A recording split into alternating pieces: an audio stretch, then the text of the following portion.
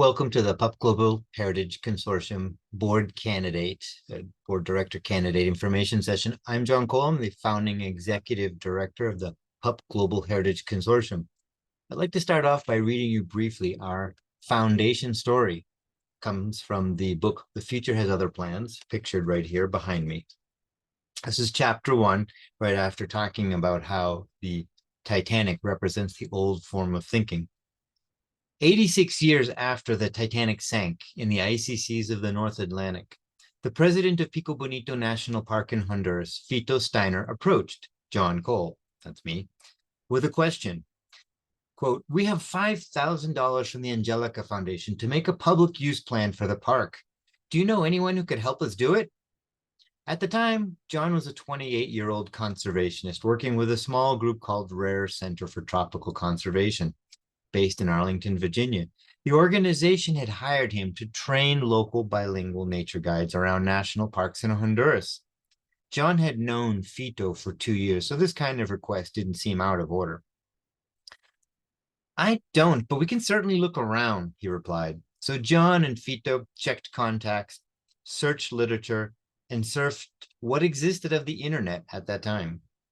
Through their informal survey, they glimpsed the park planning landscape across Latin America. Instead of finding a consultant or methodology they could recommend, however, they found a landscape strewn with dead and dying protected area plants, partially or totally unimplemented, populating office shelves, under dusty stacks of long-lost documents, and virtually banished to floppy disks in computer hard drives. John summed up his findings, quote, "I'm sorry, Fito, there's nothing out there we can recommend." Since Rare specialized in ecotourism development and facilitated grassroots conservation, he continued, "but maybe we can help Pico Bonito write its public use plan. I'm sure we could come up with a methodology at least as good as anything out there." When John broached the idea to his boss, Brett Jenks, now the president of Rare, Brett replied, "Fine, but I don't want another plan lying on a shelf. If you're going to do this, we need to figure out what the implementation barriers are and try to avoid them." So that was 1998. And while the PUP program was part of Rare back then, even back then, the mandate to do research, to go below the surface, was already patent. We already had an inkling, even back then, that plan and policy non-implementation was more than just a lack of resources. It was something deeper. So that original mandate that began on the north coast of Honduras, the Caribbean coast, turned into later our nonprofit that has been seeking deeper and deeper, more and more holistic, trying to find root causes to why many plans, policies, and projects oftentimes don't get implemented. And the reverse, which is far more important, how do we make them more efficient and more effective in a world that's changing very quickly? So the purpose of this session is to briefly give you some background information on PUP, our #1 project, some of the expectations that we have for our board directors, and what is the board application process. So let me first start by sharing with you a little bit about PUP by sharing some web pages, which you may have already checked out, but it's always good to have a kind of an interpretive view of them. So let me share here too and go to our website.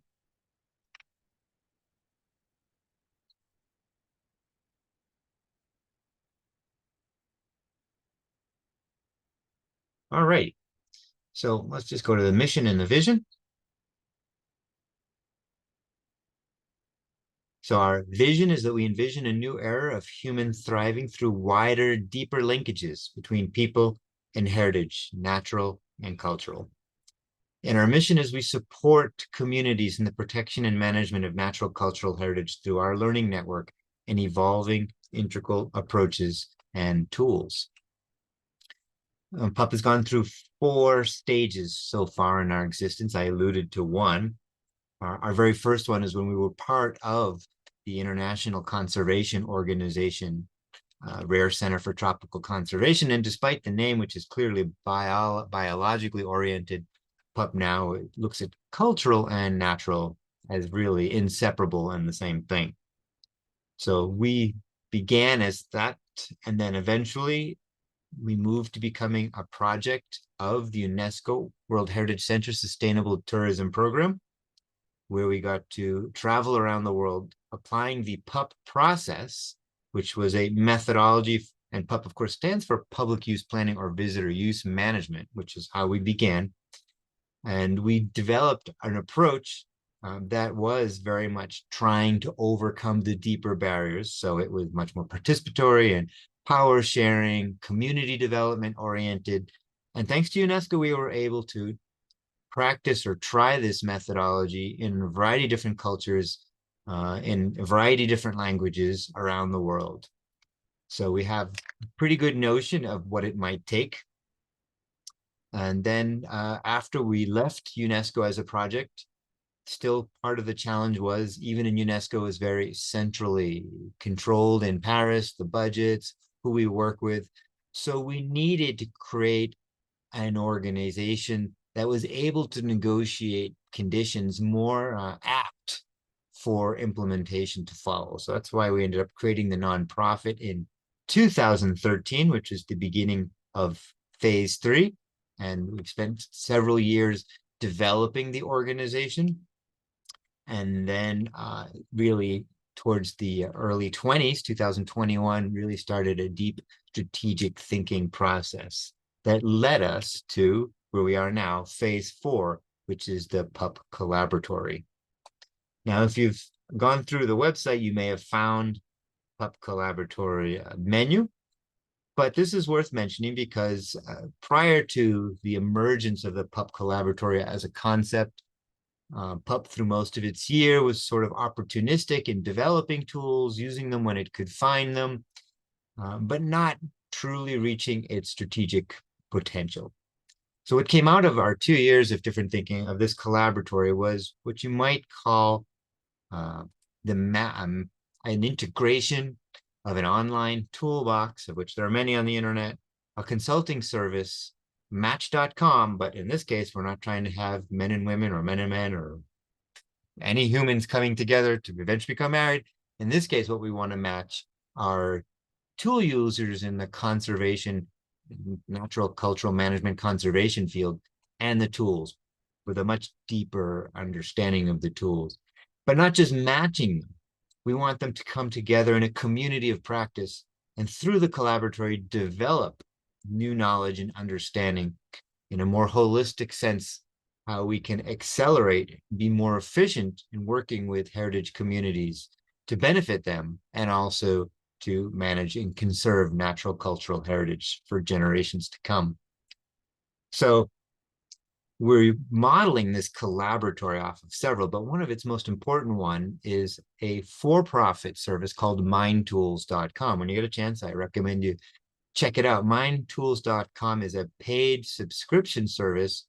Now, their toolbox, their audience is management folks, people who work in organizations and businesses and want to learn about leadership and all different things to make the management more efficient. But one of the big distinctions of mindtools.com versus all the many dozens and dozens of free online toolboxes, they charge a subscription, and that fee allows them to reach high levels of quality. And that's what we want to shoot for in the collaboratory, is reach high levels of quality and be able to be an important contributor in the space of conservation management, heritage management and conservation. So it's the same vision, mission, basically the overriding strategy or the purpose of the collaboratory. That's all I'll go. You're welcome to, of course, read the rest of this summary. Is the collaboratory unites heritage managers, planners, and practitioners in a collaborative community that leverages co-created knowledge, tools, and resources. We do that to accomplish our mission of conserving natural cultural heritage. This heritage, in turn, better guides humans and all of Earth's inhabitants towards our vision of a thriving future. And based on our research, there's nothing like this in the world. There's no nonprofit focusing on tools using a holistic, integral theory approach to conservation and to management. So, and while we are building this collaboratory, we also want the management of the collaboratory to represent a new form of organization. Some of you may have heard of teal organizing or holacracy or sociocracy, and this is a higher level, maybe a little more enlightened level, if you will, of organizational organizing, pardon the redundancy, beyond your typical hierarchical structure in many organizations, and oftentimes is required by law. So having said that, I'll tell you a little bit more. We're operating the collaboratory using the Asana platform. We have a core group of 4 people. Well, actually, 3 PUP board directors and myself. And through each of the areas that we work in, we reach out to other PUP members and non-PUP members, such as our advisors, to help build different aspects of the collaboratory. Our 4th PUP director is the treasurer. So she is helping modernize our organization in terms of financial management and policies and things like that modern nonprofits should have. So that's kind of her realm, an extremely important contribution. We think for an organization of our size,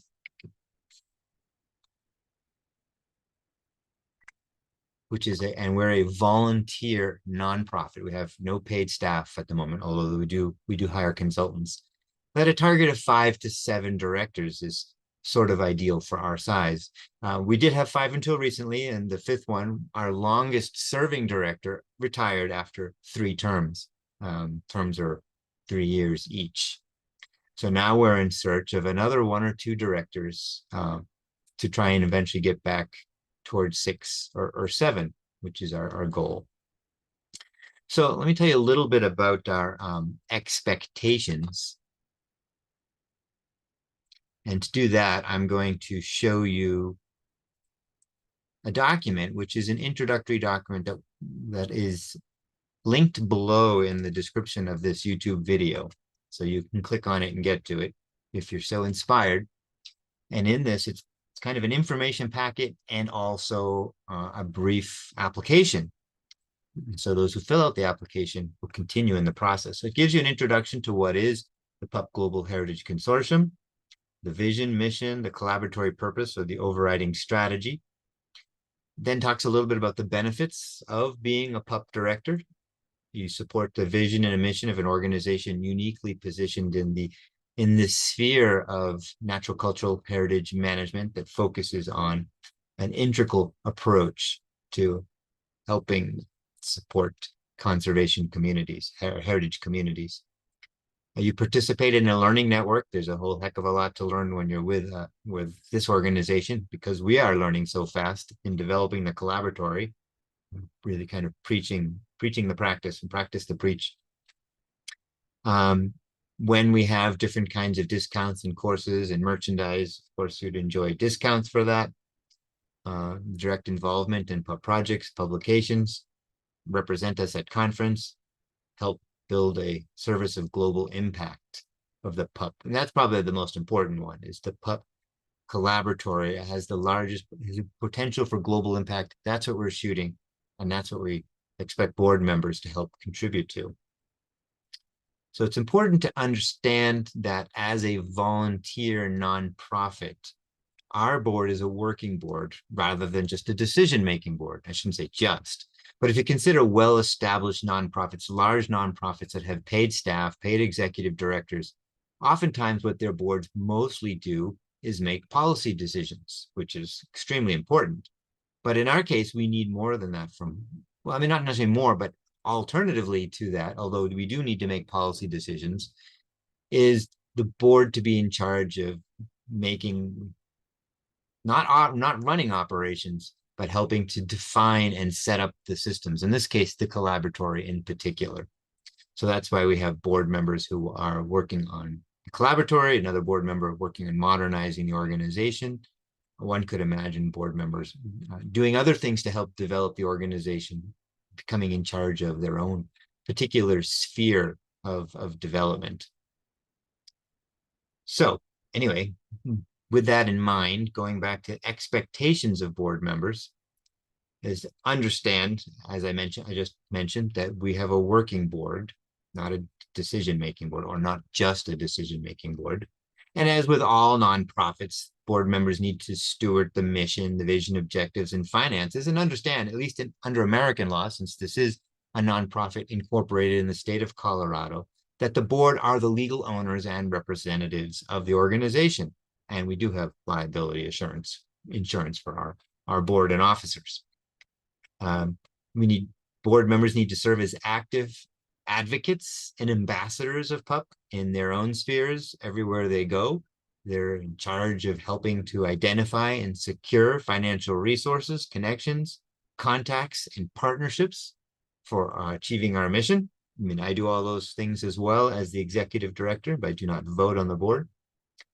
Of course, as with any organization, we would expect you to read the bylaws, peruse the policy manual, and read the book. Now, this book I just read from, you can see up here behind me, The Future Has Other Plans, was written by myself and one of our founding directors, Dr. Stephen McCool, Professor Emeritus of the University of Montana.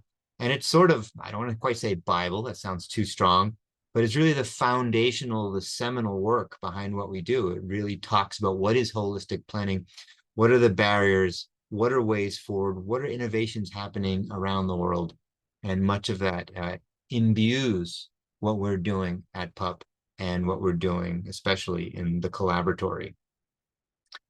Continuing down the list, engage conscientiously in key issues and decisions. We have a 1-hour virtual meeting a month as a board. Sometimes that changes, but generally we try to keep it to 1 hour and only once a month. We rarely have extraordinary meetings. We don't usually have emergency sessions. We do expect outside of that hour that each board director contributes 3 to 5 hours a month, working on the development of the sphere in which they are in charge, whether that's the Collaboratory or something else. And as I mentioned, the Collaboratory and the board both operate through the Asana project management platform, if you're familiar with that. There are a lot of different project management platforms. This is one that we've adopted and have begun using. Obviously, you'd be involved in strategic and organizational planning when that's necessary. All board directors are expected to make a financial contribution, as is normal for most nonprofit boards, partly to symbolize our common commitment to PUP and also to model and demonstrate to the outside world that it is worth investing in PUP. And if the board doesn't, then who would? Lead special projects as necessary, serve on some action team. We don't have board committees, but we have the equivalent of committee, but all PUP members are welcome to join. We have of course, we have the core team for the Collaboratory. We may have fundraising team, communication teams, whatever that happens to be that most appropriate for you. Oversee the organizational finance, programs, services, evaluate the executive director's performance, maintain confidentiality about any PUP matters that so require it. Having said that, we are a very participatory and horizontal organization. PUP members are welcome to join and participate in board meetings whenever they like. There's very little that we have off the table for other PUP members. And of course, serve as ambassadors for the world, for PUP in the world. So anyway, that's a little bit about the expectations. Now, I'll tell you the process of board recruitment, and then a little bit more about expectations thereafter. So typically the board would identify the qualifications that we're looking for. So I've already mentioned some things that we expect. You can see behind me in the advertisement that we published some of the particular needs that we're looking for. An important part of the Collaboratory is a community of practice to generate knowledge based on the use of the tools in our Collaboratory applied in the field. We're going to set up a mechanism for reaping lessons learned and through a formal R&D mechanism, feed them back into the collaboratory. But we don't have much experience in setting up, nurturing, and running community of practice. So we're looking for a board member or a specialist in that. On our actual board, we don't have natural cultural heritage experts. We do have them in other parts of the organization. Certainly, big arms open for anyone who loves tool making or making tools, and doesn't even have to be in the conservation heritage field, because there's obviously common understandings about the necessities of tools and educational materials and things like that, whatever field you happen to be in. And we're also looking for someone who's strong in development, fundraising, not necessarily for the collaboratory, but for the organization at large. We also could use someone who's a good communicator as well. It's not on that list, but we need someone to lead up the communications action team. So getting back to the process of board recruitment to finish up this info session, the board identifies the qualifications of the desired director. It may or not be published. In this case, it was published publicly. A director, advisor, or other member identifies a potential candidate or candidates. And because we have several candidates, because we published it, we're using this format rather than an initial conversation with folks. Although if it were just a single person, then the nominator would hold a conversation, to a little mutual back and forth to see if this is a potential match. Then the candidate fills out on this document. There is a form, I guess I could briefly down here. It's a pretty brief questionnaire. So if you fill that out and send it in to me, we know that we're interested in continuing the process. Then the board will assign a director and an advisor, or two directors or two advisors, to interview you. And so it's a two-way interview as well, but it's a chance to get to know you deeper and get to know PUP deeper than this info session, which is only one way, can achieve. After that, the board assesses the application and the interview results, and then decides if it wants to invite the candidate for a board interview. Again, it's intended to be two-way. You get to know our current board, and the board gets to know you more than a name and a description on a piece of paper, and maybe a photograph of your face if you're in LinkedIn or someplace else. Then after that, on that regularly scheduled board meeting, then the board will vote on you. And if they decide yes, then we negotiate the date when you would start. You would accept the invitation by email, and then we would begin the processing, and we would schedule an onboarding session. So that's basically how we bring folks into the PUP Consortium board. And I imagine you'll have questions. If you have a question that you feel is public and can be shared, certainly post it underneath this video in the discussion section below. If you feel it's more personal or particular, feel free to email me directly, and I will answer the question. I also use WhatsApp. If you'd like to use that as a contact, email me and I'll send you my phone number. So that concludes the information session for today. Once again, this application and this information that I'm sharing now is linked to below in the YouTube description. So we will attend to each application as they come in. I won't say there's a particular deadline. It's when you're ready to continue the conversation. And then please do send that in. So thank you very much for spending a few moments here with me. And thank you on behalf of PUP. And I look forward to receiving your application soon. Bye-bye.